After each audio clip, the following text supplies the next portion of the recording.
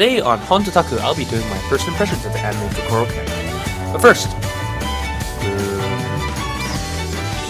yes, I know it looks like Heian. That's honestly what I thought at first too. But after watching and finding a little bit more about the series, I've become a fan. I'm sure you guys will like it too. The series really was a hidden gem for me in all the crappy summer anime, hidden in something I never would have really... Oh hey, boobs. Those are nice too. So what is Kokoro Connect anyway? Kokoro Connect is a light novel that was written by the novelist Sadanatsu Anda, and it's been adapted into both a manga and an anime. Not much information is available on the offer, so I'm assuming it's a pen name of someone who's new to the industry. Personally, like I said before, I'm already liking their work, so let's hope they come with some more great stuff. Of course, today we'll be talking about the anime, so let's jump right into that. The anime was produced by Silver Link, which is a somewhat newer animation studio established in 2007. They have some well-known titles under the belt. They're primarily known for having produced the Baka Testo series by themselves, which, by the way, I also recommend. They're also involved in the production of a multitude more anime, such as Skit Dance and Mawaru Penguin Drum, which are both big 2011 hits in Japan. Who are the characters anyway? Let's go with the first character on the book, the black-haired, bright-eyed girl, Yuri Nagase. Yuri is your naturally bubbly kind of girl. She's always bright and happy, and she knows how to joke too. She's actually pretty funny. She's voiced by Aki Toyosaki, who, funny enough, voices Yuri in K-On! Generally has the same kind of bubbly personality on the outside, but you see that Yuri's a lot deeper later in the story. She forms a funny combination with Taichi Yagashi, who's the main male lead of the story. Who's this Taichi guy? Taichi is a pro wrestling otaku and avid volunteer, which leads to a lot of jokes being pointing about him being a masochist because he subscribes into doing grueling volunteer work for that no one else wants to do. And he's also a fan of jobbers and pro wrestling. He's kind of an idiot, but, selfless is good.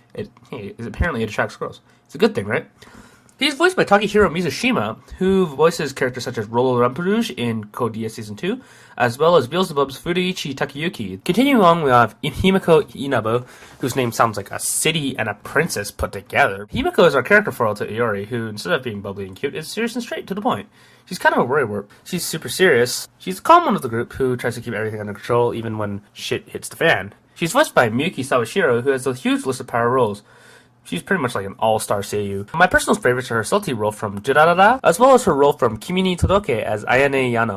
Continuing on from our character descriptions, we'll go next to the fourth character of our cultural love, Yoshifume Aoki. He's deeply in love with Yui, and that is his gimmick, apart from being friend the main character who's always very outgoing. And he's often the guy who's beat up, he's the bouquet of the group, guy that you rely on for the comic relief. He does play a role in keeping the anime flowing smoothly, so it doesn't get too serious things. The voice actor for him is Takuma Terashima, who mainly voiced side characters, Kubo in Bakatesta, that's Sozaki Ishinagare in the new Tantei opera Milky Home. Our last main character in the series is Yui Kiriyama, she's voiced by Kanemoto Hisako, who is most famously known for being Ika Musume in the series, Shinyaku Ika Musume. In the end, the series is still about a bunch of high schoolers and, high school. Whether or not the series appeals to you really weighs on whether you have the patience to watch cutesy little Japanese girls and Japanese guys who apparently all look like Caucasians get on with their drama. Is this anime for you? Personally, I think that the series is great, and it's even got a funny streak, because I'm pretentious into these little Japanese anime shows, but honestly, the series is quite funny for the characters, and at the very least, you should give it a try. In my opinion, the supernatural plot is kind of crammed in at first, but it fleshes out a bit later in episode 5 and 6, when you actually get the series going. After all, the light novel was incredibly popular in Japan. If a bunch of people are hyping up something, even if it's fairly flawed, there has to be something everywhere. I'm like, something has been done right. Right? So far, the series doesn't really try to explain the supernatural circumstances of the characters, but that kind of path plot, they don't really know what these people are capable of, so they don't really want to do anything. It could be dangerous. But for now, it's really just another let's go back to high school series, which could be a good or a bad thing. Being serious though, what is so interesting about this anime? The characters in the series just feel really alive. You can feel that the author really cares about each and every one of the characters, so it's just like in real life. They have their own thoughts, feelings, wants, desires, and so on. It's even a central theme of the story, as the whole body swapping thing turns out to be internally wrecking the characters. Not in a physical sense, they're not being like punched in the face or anything, but the loss of something more. To put it simply, the loss of identity to each character scares them, and rightly so. It should scare you too, if it happened to you. In our world, we mostly tell people who they are from their personality, their appearance, or how they act. When you take away these two things, it becomes very hard to identify one human from another human. And it's this fear of loss that drives the story forward, that drives the character's motivations, because they don't want to be forgotten. They want to be somewhere in the world. Well, this isn't necessarily the quote-unquote plot of the story. It's this character-feared interaction which truly drives the series, and this is why I like it so much. It takes the normal setting and does something truly remarkable with it. It's truly these characters.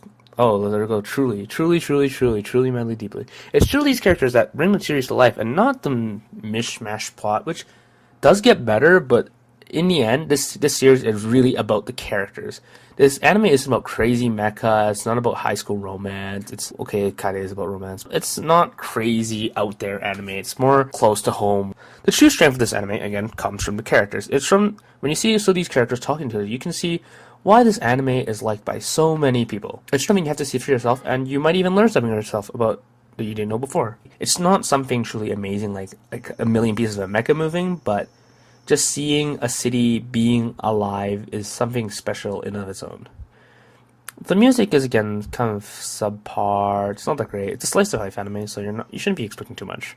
The music fits the mood, which is what we're really asking for, right? After finishing the first arc, I really had to add this in because I actually had tears just coming out. I wasted like a whole box of tissues.